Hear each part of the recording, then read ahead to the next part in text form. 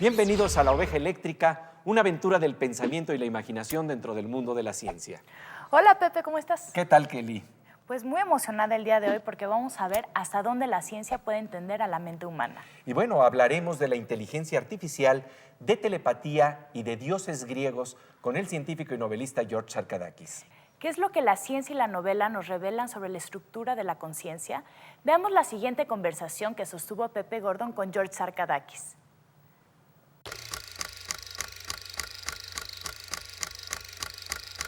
George Sarkadakis, thank you very much for this interview for the Electric Sheep. And I'd like to know about your transit from artificial intelligence to novel. How has been this road? What allows you each method to explore? I will say this to you. For example, when you're trying to explore artificial intelligence, the scientific method doesn't allow you to go through the myths and to some realms or dimensions that science doesn't explore nowadays. But novel, it does. Mm-hmm. And you come from Greece. Mm-hmm. And in your novels, you can feel the sense of mythology mm-hmm. incorporating itself into the exploration, the journey you do in novel. Absolutely. And that's not possible in science. No. Science is a very timid approach. It's like a little insect walking slowly.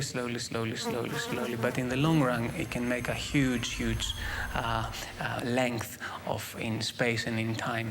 It is a very methodical process, very tedious process. Scientists are people that have to look at facts and work very, very hard into minute details before arriving at the big picture. This is fascinating by itself. Now, if you are a person like me who is a little bit schizophrenic and wants to have the best of both worlds, then sometimes you need to just spread your wings and spread your imagination and do these giant leaps where science will take perhaps many years to go or may never go. This is the freedom that building a narrative, building a novel gives to the creator and also to the reader. Okay, so I think that people that read books, I read books. First, before becoming a writer, you are a reader. You're always a reader. You're only occasionally a writer. I need to read books that describe the universe to me in a very factual way, let's say, or that describe to me what life is all about in a very factual way, so I understand it. But that's not enough.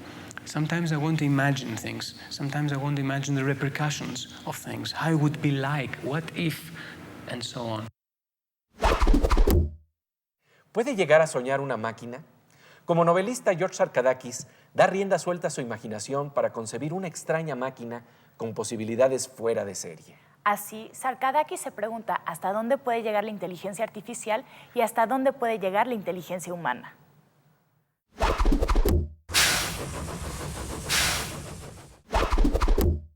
Could you elaborate about your machine, how it works in your novel?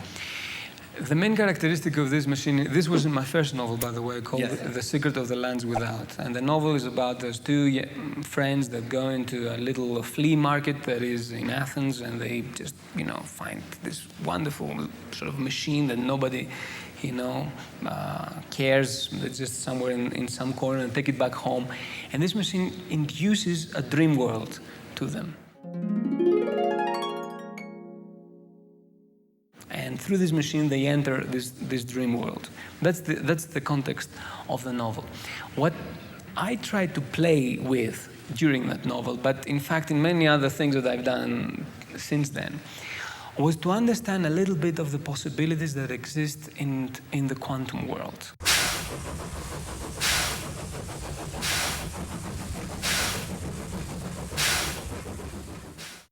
Okay, what it would be like to think in terms of the quantum world. What it would be like if, for example, two things are not two, but they're in fact one. The oneness of things, the Platonic oneness of things through quantum physics. So that was the kind of, my mental laboratory, if you like, that I played with ideas about quantum physics that I constructed in my imagination and on the pages, this machine. That was the connection. What would be like? What sort of worlds could this machine dream Because if you like consciousness is dreaming, okay? Do machines dream? So that was my question. You know, this is our program's name because it's based on Philip K. Dick. I thought so. Yes. Do androids dream on electric ships? Exactly. So, you see, Philip Dick and I, in completely different times and continents, we arrived at some very logical question. What would it be like if a machine dreamt? And what would it be like if you could join into this machine's dream? Or what if your dream is some machine's dream? What if we live in a matrix world, if you like, and we are in fact the dream or a collective dream of many machines?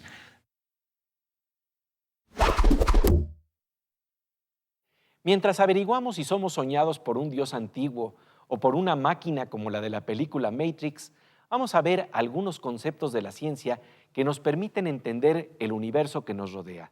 Vamos a la sección El performance de la ciencia.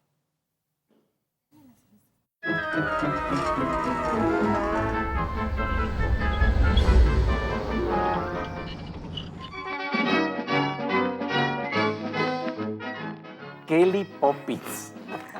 Ahora sí que todo un performance, pero en vez de tener paraguas, pues estamos hablando de globos. ¿Qué nos vas a explicar?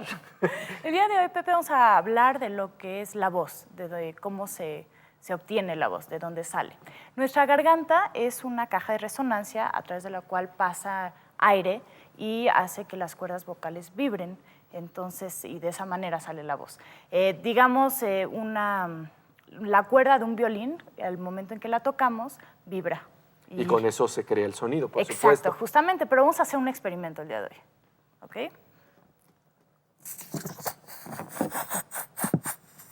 Mi voz cambia cuando inhalo helio.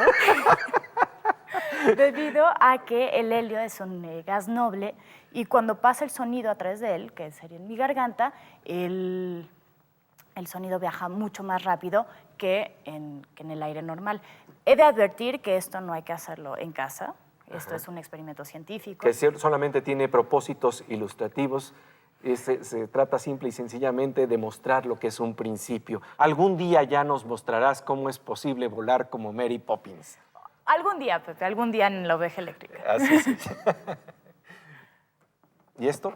Pues esto, ahora prueba tú cómo cambia tu tono de voz. Pues ahora sí que con el helio en la boca parecemos androides o robots que pueden soñar.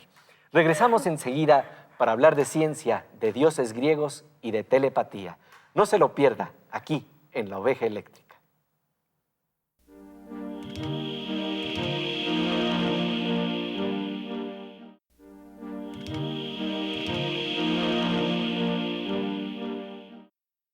Estamos de regreso en La Oveja Eléctrica. ¿Qué tienen que ver las leyes de la naturaleza de la física con los dioses griegos? Son descripciones del universo que confluyen en un científico con raíces griegas. Veamos lo que le dice George Sarkadakis a Pepe Gordon.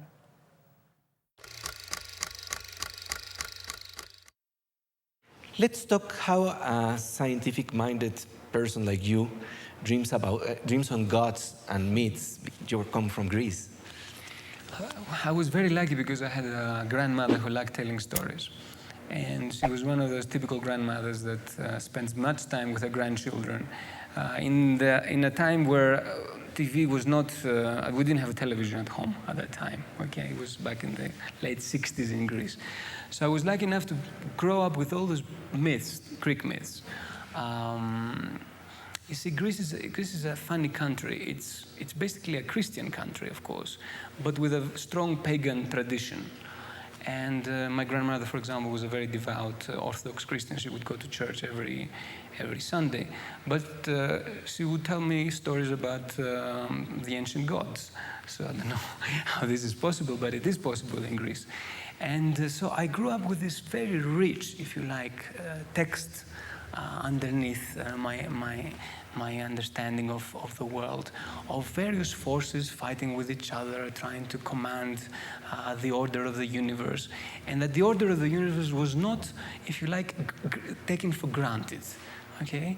It was always on a perilous edge. If the gods didn't fight very well with the Titans, for example, chaos will prevail. And it was this understanding, if you like, that played an important role later on in my career as a scientist. You see, in science, since Newton, there is an idea called determinism, that once you got everything right, you understand all the natural laws, and if you got all the equations down there, you basically can predict just about everything. Okay? It's very famous that Laplace said to Napoleon and so on. However, the 20th century, and indeed the late 20th century, in the beginning of the 21st century, we understand that this is not really so. Physics has been very successful in understanding the fundamental fabric of the universe so far. But there's other things in this universe, in this world, that defy explanation from a deterministic model. Uncertainty principle. In the quantum world, uncertainty principle, of course, and entanglement and all the rest. But also in a macroscopic world, phenomena like the stock markets or the consciousness that we discussed before, history, economy. I mean, who would have guessed, if we did all the equations right, that of 9/11? We couldn't have guessed that, no matter how good we understood how particles hit with each other and how the history of the world would change after 9/11, for the better or the worse, okay? So there's a lot, the universe is not really in a fine order. So in that sense, the Greek mythology was quite correct in predicting this unpredictable future.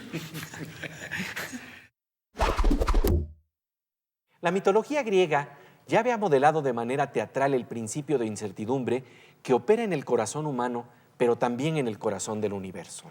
¿Qué posibilidades se abren a la conciencia humana? Tal vez la telepatía. Veamos esta interesante conversación entre George Sarkadakis y Pepe Gordon.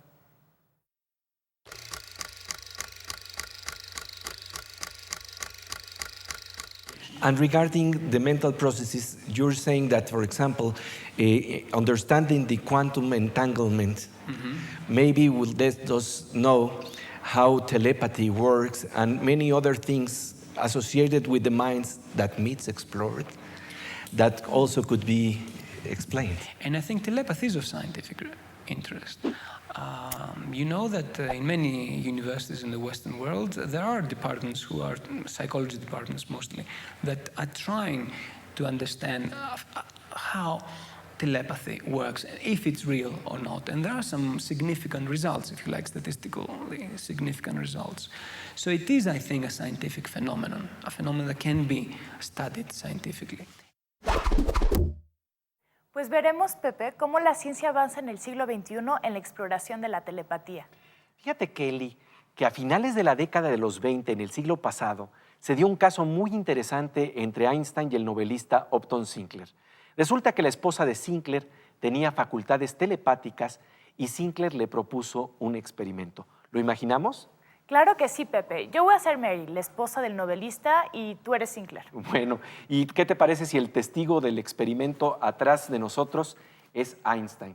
Ahora tú vete a otro cuarto metafóricamente, yo voy a hacer un dibujo y tú lo vas a adivinar, ¿va? Va.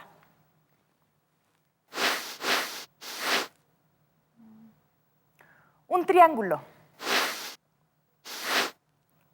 Una luna. Ahora vente aquí de regreso al cuarto. Fíjate que Einstein fue testigo de cómo la esposa de Sinclair captó lo que le comunicó telepáticamente su esposo. Einstein escribió el prólogo de un libro de Sinclair sobre la telepatía y decía que no sabía cómo explicar esto de manera científica, pero que la honestidad de la pareja estaba fuera de cualquier duda. Y en este marco, más que con un experimento, me quedo con el apunte de un novelista. Isaac Bashevis Singer decía que en todo encuentro amoroso hay un elemento telepático. Tal vez muchos de nosotros podamos atestiguar esto, ¿no? Estoy completamente de acuerdo contigo, Pepe. Después de un corte, la Morsa nos va a dar una sorpresa. Pero antes, vamos con nuestra compañera Silvina Espinosa de los Monteros a la sección La ciencia en la cultura popular.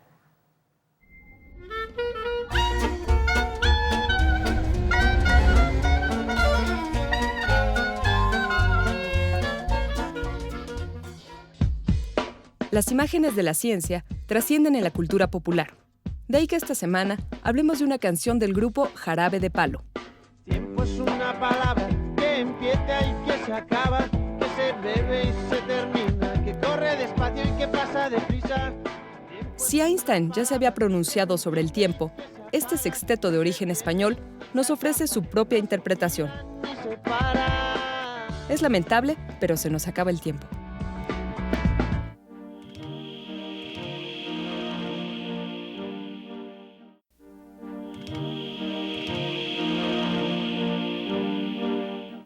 Estamos de regreso en La Oveja Eléctrica. En un ratito, la Morsa nos trae una sorpresa telepática. Y el científico y novelista George Arkadakis le dice a Pepe que el cerebro es una máquina cuántica y que la mente podría alcanzar regiones platónicas.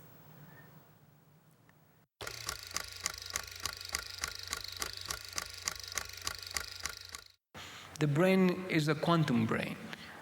Basically, it's a machine that is based on the quantum. Is the brain a quantum machine? Of course it is. The body is a quantum machine. Even the floor is a quantum machine in that sense of the word. Okay, but we need to understand how, coming from the level of submolecules, atoms, electrons, we go to the level of molecules inside the neurons, how we build up from sets of neurons into patterns of neuronal activity in the brain and so on.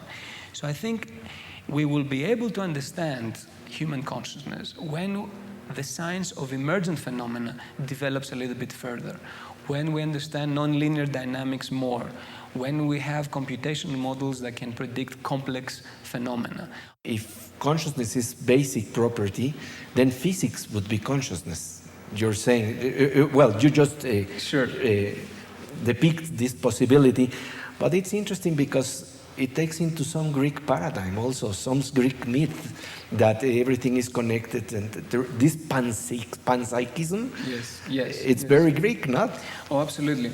Now, this idea, and I will explain a little bit of the idea, is again suggested by Roger Penrose, mostly by Roger Penrose, that consciousness is a fundamental property of the universe. So don't worry about anything else. You just want to understand a little bit of nature. But when they generalize, they are Platonist, which means they feel, they believe that there is a deep underlying order and a deep underlying natural law that connects everything together. Now, this is a big hypothesis, it's a leap of imagination. But without it, you can't have science. There must be an underlying order at the fundamental level. And then this order becomes more and more complex as the universe develops. A human being starts with just a little baby. But what is this baby, what the potential of a little baby is to the world? Every little baby that gets born into the world, it has an enormous potential. And you can't predict what this person, what this little girl, little boy will do, okay? And I think that's the most fascinating thing of all. We have to protect this wonderful opportunity in potential. In potential, yes, beautiful. Thank you very much for this interview. Thank you for having me. Entre el orden y el caos, entre la ciencia y el arte, brilla el misterio de la mente y la inteligencia. George Arkadakis en La Oveja Eléctrica. Y pasamos ahora a nuestra sección Aguas con la Morsa, quien nos trae una sorpresa.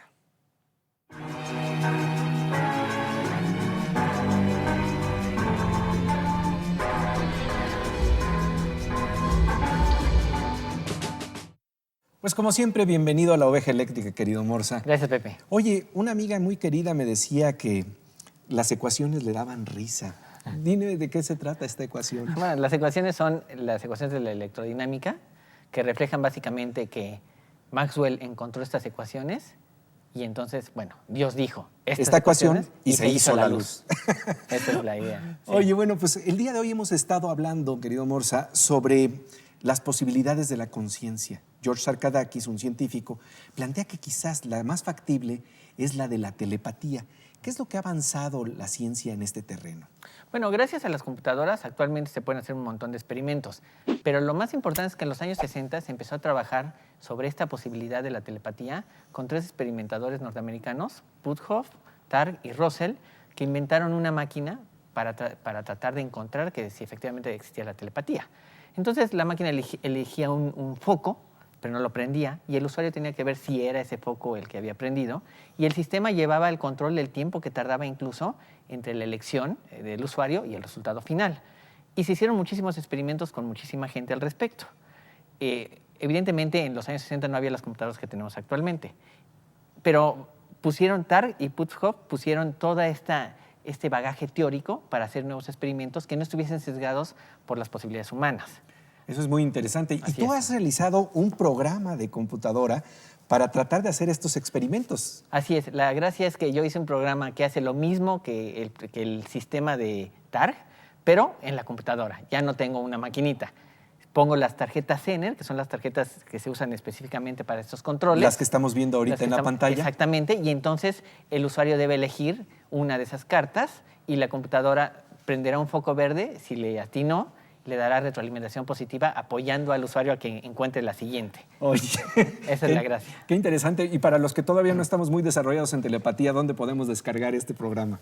Pues va a aparecer la liga en la pantalla donde pueden bajar el programa y utilizarlo, y tendrán todo el reporte de su actividad como posibles telépatas. Sí. Te agradecemos mucho, No, como gracias, siempre, Pepe. tu participación aquí en La Oveja Eléctrica. Muchas gracias. Pasamos de la sección Aguas con la Morsa a la sección Veo Veo con Miriam Moscona, el zumbido de la mosca eléctrica.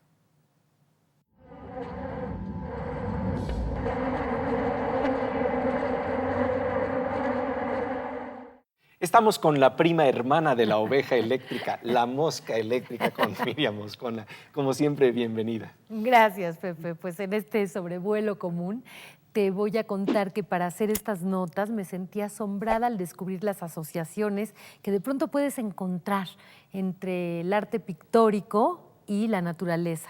Concretamente vamos a ver una fotografía captada en África y la obra de un artista estadounidense, y cómo dos realidades que no están para nada conectadas, al menos no de manera directa y formal, pueden tener estas asociaciones increíbles, ¿no? Pues vamos a verlo, querida Miriam. Esta es una foto aérea captada en el lago Magadi, en Kenia. Son flores de algas rojas que cumplen un papel importantísimo en la formación de los arrecifes de coral. Las carreteras circulares de este impresionante paisaje son un lodo blanco, pues estas flores secretan carbonato de calcio. Nos sobrecoge la combinación de los colores y el diseño que se arma a partir de esta presencia vegetal. Ahora rompamos con ese paisaje y echemos un vistazo a la obra del pintor minimalista Bryce Marden, uno de los artistas vivos mejor cotizados del mundo. En sus telas suelen presentarse un ir y venir de curvas muy características de su trabajo. Imposible no relacionar las dos imágenes, parecidas no en sus detalles ni en su pigmentación, pero sí en su esencia. Aunque Bryce Marden no tuviera en la cabeza estos organismos fotosintetizadores de organización sencilla que viven en el agua o en ambientes muy húmedos, hay algo de su organización presente en el mundo pictórico de Bryce Marden. Sin duda, la naturaleza es una copiona. ¿Dónde está la frontera del arte? ¿Dónde está la frontera de la naturaleza? Se trata de un viejo problema reciclado. Llegamos así al final de esta emisión. La próxima semana vamos a hablar de computación cuántica con el físico mexicano de Harvard, Alan Aspuru. La computación cuántica nos trae posibilidades infinitas, entre ellas el hackeo cuántico. No se lo pierda en La Oveja Eléctrica, aquí en Canal 22. Nos encontramos en Harvard con el doctor Alan Aspuru Guzik, con quien conversaremos sobre la revolución que se está dando en el campo de la computación cuántica y una posible relación con el jardín de los senderos que se bifurcan de Jorge Luis Borges. Los esperamos en La Oveja Eléctrica. Aquí en Canal 22.